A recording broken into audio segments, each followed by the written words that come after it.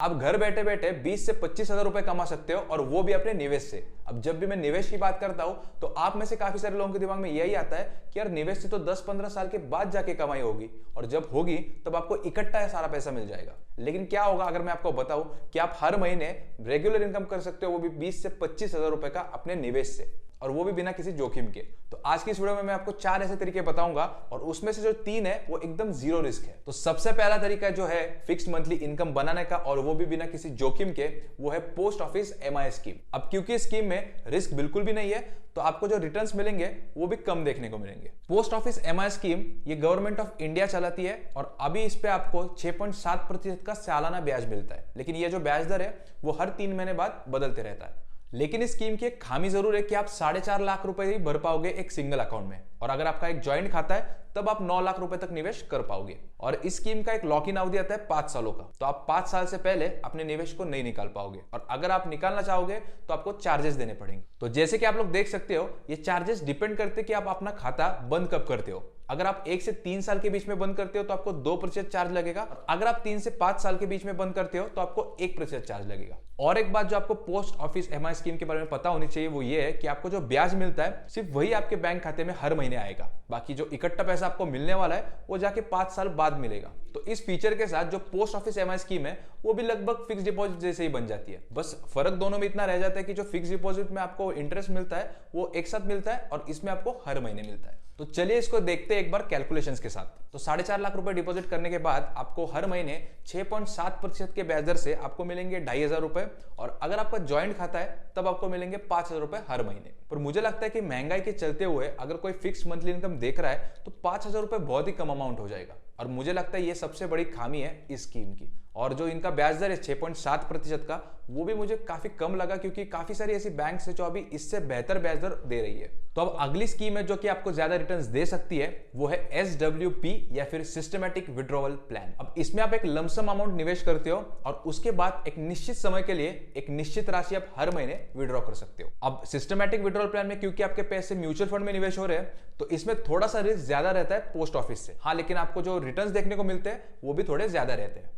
तो systematic withdrawal plan में आप 10 से 12% एक्सपेक्ट कर सकते हो 7 से 10 साल के ड्यूरेशन के लिए। लेकिन एक बात जरूर याद रखना कि आपको सारे म्यूचुअल फंड हाउसेस SWP यानी कि सिस्टमैटिक विड्रॉल प्लान का ऑप्शन नहीं देते। तो आपके रेफरेंस के लिए हमने कुछ एग्जांपल्स दिए हैं SWP स्कीम्स के। तो सबसे पहला आता है टाटा इंडिया का हाइब्रिड इक्विटी ग्रोथ प्लान, दूसरा आता है SBI equity hybrid regular growth plan, और तीसरा आता है ICICI Pru equity and debt growth plan. तो चलिए फिर इस SWP स्कीम को थोड़ा प्रैक्टिकल तरीके से देखते हैं, और हम आपको थोड़े कैलकुलेशन भी करके बताते हैं। तो सबसे पहले आपको यह समझना पड़ेगा कि सिस्टमैटिक विड्रॉल प्लान में आपको ब्याज तो मिलता ही है, लेकिन उसी के साथ साथ आपने जो निवेश किया है उसमें से भी थोड़ा थोड़ा हिस्सा आपको हर महीने मिलता रहता है। पोस्ट ऑफिस स्कीम में ऐसा नहीं था। पोस्ट ऑफिस स्कीम में आपको सिर्फ ब्याज ही मिल रहा था। तो मान के चलते कि हमने 10 लाख रुपए निवेश किए और हमें हर महीने 15,000 रुपए चाहिए।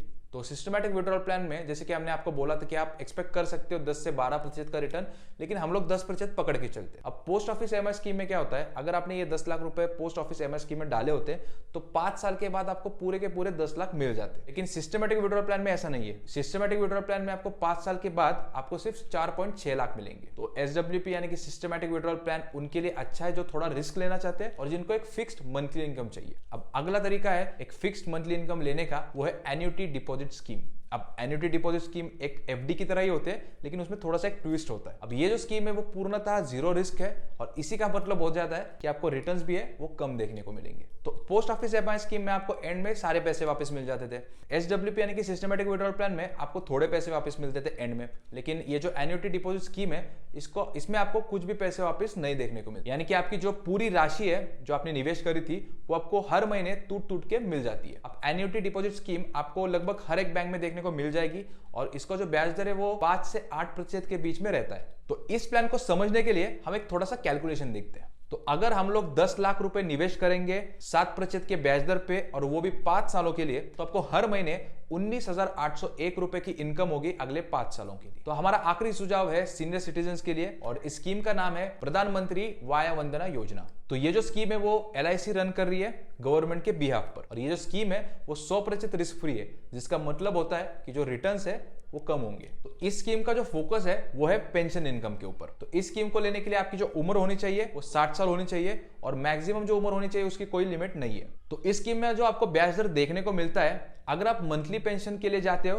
तो आपको 7.40% का ब्याज दर मिलता है, और अगर आप ईयरली पेंशन के लिए जाते हो तब आपको 7.66% का ब्याज दर देखने को मिल जाता है। अब इस बात को प्लीज ध्यान में रखना कि ये जो मैं आपको ब्याज दर बता रहा हूं वो समय समय पर बदलते रहते हैं। तो हमारे नजरिए से ये जो 7.40% का रेट मिल रहा है आपको वो काफी अच्छा है, और जो रिस्क है वो भी 0 है। अब इस स्कीम के अंदर आप मैक्सिमम 15 लाख तक निवेश कर सकते हो। इसका मतलब आपको हर महीने 9,000 रुपए की पेंशन मिलती रहेगी, और 10 सालों के बाद आपने जो 15 लाख रुपए निवेश किए थे वो भी आपको पूरे मिल जाएंगे। तो ये थे हमारे 4 तरीके, और इसके अलावा भी कुछ तरीके हैं जैसे कि स्टॉक डिविडेंड इन्वेस्टिंग या फिर बॉन्ड इन्वेस्टिंग, लेकिन हमें लगता है कि वो निवेशकों के लिए थोड़ा सा कॉम्प्लिकेटेड है। तो कमेंट्स में हमें जरूर बताएं कि इन 4 तरीकों के अलावा आपको कोई और अच्छी स्कीम पता है, ताकि हम उसके ऊपर भी एक डिटेल वीडियो बना सके। बाकी अगर आपने वीडियो को अभी तक लाइक नहीं किया है तो लाइक जरूर करिए, और चैनल को सब्सक्राइब जरूर करिए।